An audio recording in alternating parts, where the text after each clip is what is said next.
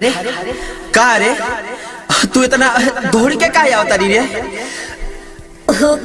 कहा ना भैया कि हम तो से एगो बात कहेगा चाहतनी। अरे कैसन बात है रे? बड़ी टेंशन में लागत री, थैंका बताओ तो।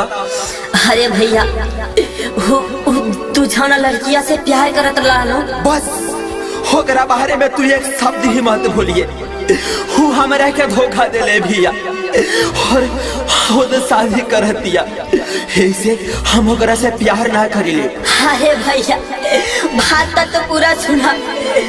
हूँ तोरा के धोखा नहीं के देले, हूँ तोरा से झूठ बोले रखिया कि हूँ तोरा से प्यार ना करेले ताकि तू होकरा के भूल जा।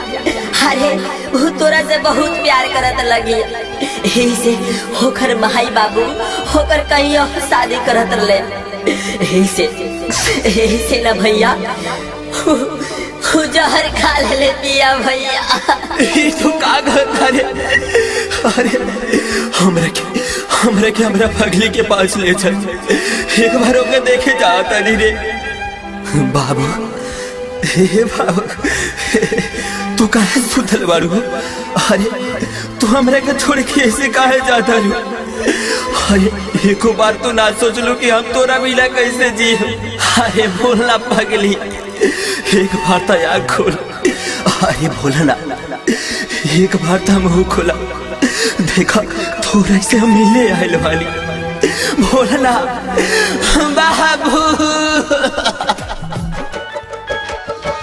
दिल बारू साजा हमके खुद के मिटाई, तनी को न सोचलू हम कैसे जी पाई। कैसे जिया जा? दिल बारू साजा हमके खुद के मिटाई, तनी को न सोचलू हम कैसे जी पाई। अपने मजनुआ से बोला तो न बारू, पागला बुलावो ताए पगली काहे आँख खुल तो न बारू। पागला बुलावे तुहे पगली काहे आँख खुल तो न बारू।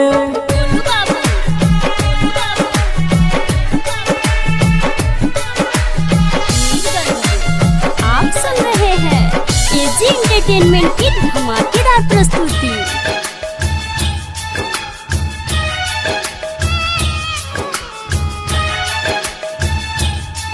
Mix by AG recording studio. जा जाए हर जाए कैसे तोहके भुलाई, जवन खैलू तू गोलिया उहे खा के मर जाई।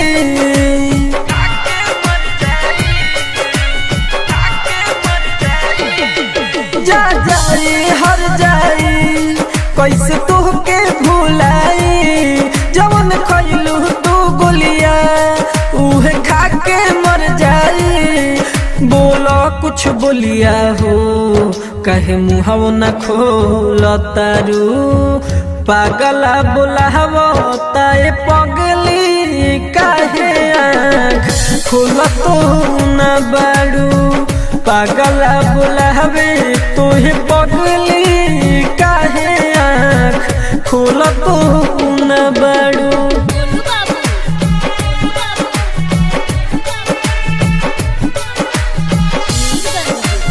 आप सुन रहे हैं एजी एंटरटेनमेंट की धमाकेदार प्रस्तुति।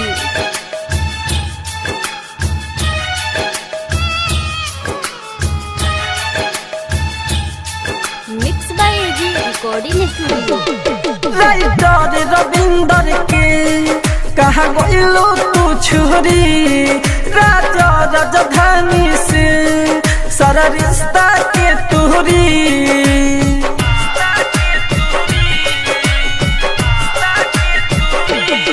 राइटर रविंदर के कहा गइलो तू छोरी, राजा राजधानी से सारा रिश्ता के तोरी।